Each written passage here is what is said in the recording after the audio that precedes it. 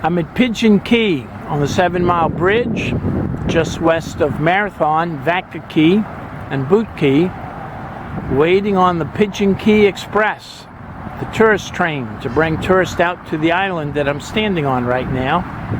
I see his yellow. Here he comes. And of course, it's not a real steam locomotive. It's actually a Jeep. We'll see which way he's going. Okay, he's going to the left as I expected.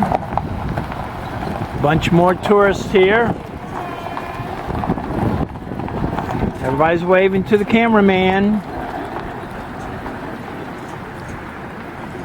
So I'm going to stand back and he's going to come around to make a U-turn. Anybody in railroad land might note this as a balloon track or maybe even a Y, except there's no switch involved.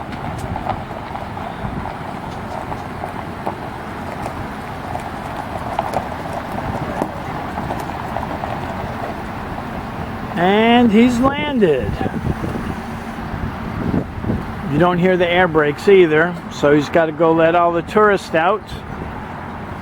And as soon as that wagon is empty, we'll get on the wagon and head back to the island.